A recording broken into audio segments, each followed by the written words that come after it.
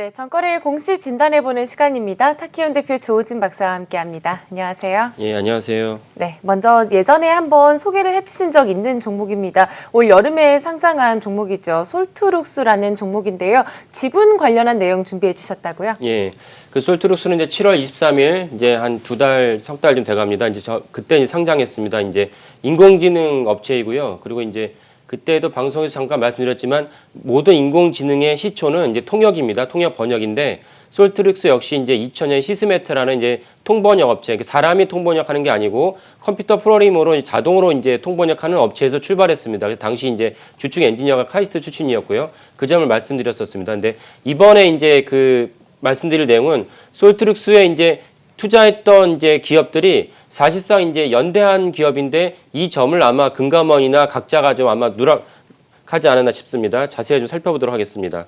그 부방이라는 기업이 솔트룩스의 이제 대주주로 이제 지분을 갖고 있는 것이 확인됐습니다. 2.09%고요.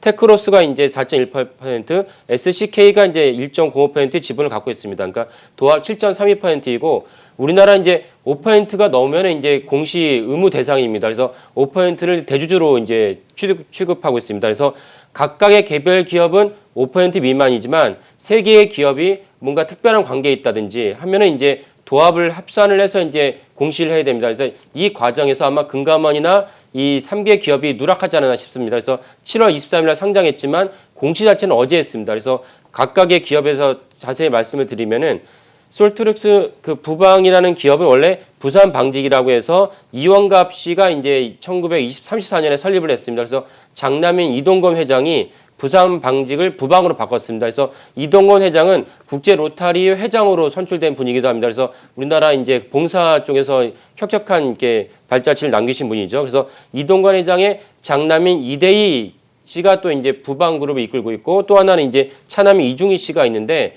현재 지분 구조로는 차남인 이중희 씨가 이제 설립한 테크로스라는 기업이 그 부방의 최대 주주가 되어 있습니다. 그래서 최대 주주인 이중희 씨가 테크로스를 이끌고 있고 그리고 테크로스의 최대 주주가 부방이 이런 관계입니다. 그리고 아까 언급한 SKC는 또 이제 그 테크로스가 100% 지분을 갖고 있는 기업이기도 합니다. 그래서 종합하면은 사실 부방, 테크로스, SKC가 사실 하나의 기업으로 일종의 재벌로 본다면은 하나의 재벌이 다른 이제 벤처 그 상장 이전에 솔트룩스의 지분을 취득했었는데 5% 넘으니까 상장과 동시에 공시를 했어야 될 내용을 이제 공시했다고 보시면 되겠습니다.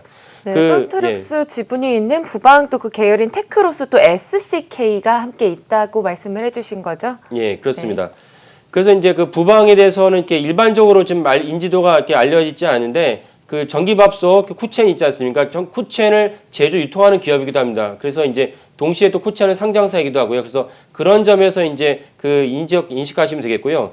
잠시 이제 테크로스라는 기업의 설명을 드리면은 선박 평형수 정화 기업이라고 생각하시면 됩니다. 그래서 선박 평형수는 여기 이제 보시면은 기업이 대형 화물선이 이제 그 화물을 이렇게 싣고 가려고 하면은 처음에는 이제 공선 그 화물을 적재 창고를 이제 비우고 갑니다. 왜냐하면 굳이 채우고 가서는 이제 그 연료비가 많이 들기 때문에 선박 도착제 한 다음에 거기서 이제 그 화물을 싣게 되는데 공선인 상태로 그 망망대해를 지나다 보면은 위험할 수가 있습니다. 그래서 공선에 해당하는 부분을 사실 물을 채우게 됩니다. 이게 선박 평형수이죠. 그래서 선박을 안전하게 이제 균형을 맞춘다는 관점에서 선박 평형수입니다. 근데 문제가 뭐냐면 예를 들면 미국에서 출발한 배가 미국에 있는 대서양의 바닷물을 채운 다음에 영국으로 건너가게 됩니다. 그러면 영국에서 갖고 있던 선박 평형수를 풀어놔야 되는데 이때 생태계가 교란이 됩니다.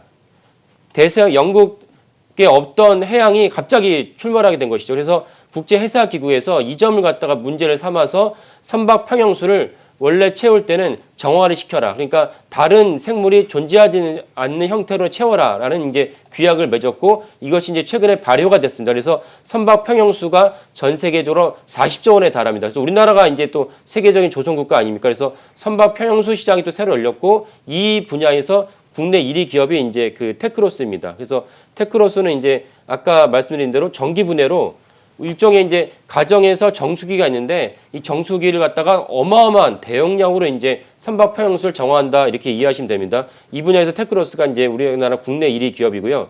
그래서 테크로스가 이제 작년 그러니까 2018년 대비 2019년이 엄청난 그 매출이 폭증했습니다. 또 그 이유 중 하나는 뭐냐면은 LG 그룹이 그 수처리 장치 기업을 시작했었는데 이 분야를 이제 그 테크로스가 인수한 점도 있습니다. 그래서 테크로스는 이런 관점에서 향후 매출이 급성장이 계속 기대되는 기업이다. 그래서 테크로스가 그런 매출 급성장을 기반으로 말미암아 모태 기업을 할 수 있는 부방의 최대주주가 됐습니다. 이랬는데 이 테크로스와 부방이 솔트룩스라는 이제 차세대 이제 기업이라고 할 수 있는 인공지능 업체에 7% 이상의 이제 지분을 인수한 것이 이제 확인된 것입니다. 그래서 7% 정도 인수를 했기 때문에 향후 이제 그 어떤 방식으로든지 테크로스라는 부방 기업이 그 솔트룩스의 매출 성장에 대한 과실이나 경영에 대해서 뭔가 지도나 이제 관여하지 않을까라고 추측이 됩니다. 한 가지 이번에 또 추가로 나온 사실은 뭐냐면은 그 이중희 대표가 자신이 보유하고 있던 부방 주식의 일부를 이희원, 이희정 이 두 친누나에게 이제 각각 19억씩 이제 증여를 했습니다. 그 증여했다는 사실은 뭐냐면은 증여세가 발생한다는 점이거든요. 그래서 증여를 받은 당사자, 지금 이 사안에서는 이희원 씨와 이희정 씨가 대략 이 정도 금액이면은 한 50% 정도의 증여세가 발생합니다. 정확하게는 이제 증여를 한 날을 기준으로 주가 전후 2개월의 주가를 가중 평균한 금액을 이제 기준으로 증여세가 발생합니다. 그렇기 때문에 이 시점이 아마 주가가 이제 그 저점이라고 이제 서로 간에 이제 판단했다고 여겨지죠. 뭐 정확한 근거는 없지만 그렇지 않겠습니까? 그래서 이 지점이 주가 저점이지만 향후 2개월이 지나면 주가가 올라갈 수 있기 때문에 이제 이 시점에서 주가를 증여했다라고 볼 수가 있습니다. 또 하나는 이분이 만약에 증여세를 내기 위해서 재원을 마련하기 위해서 주식을 판다면 굳이 사실 증여할 필요가 없는 거거든요. 그러니까 그냥 캐시로 줘도 되는 것을 주식으로 줬다는 얘기는 뭐냐면 향후 이 주식을 갖고 이게 부방 주식이 나중에 계속 한 3년, 5년 정도 계속 성장세가 있다라는 관점에서 이제 증언을 했다고 보는 것이고 참고로 작년에 부방이 그 주당 20원을 배당을 했습니다. 그러니까 이런 관점에서 부당의 배당금이 늘어나지 않을까라는 걸 그 추정할 수 있겠습니다. 네, 솔트룩스 지분 내용 확인해보면서 부방그룹의 증여 내용까지 자세하게 들어봤습니다. 지금까지 타키온 대표 조우진 박사와 함께했습니다. 고맙습니다. 예, 감사합니다.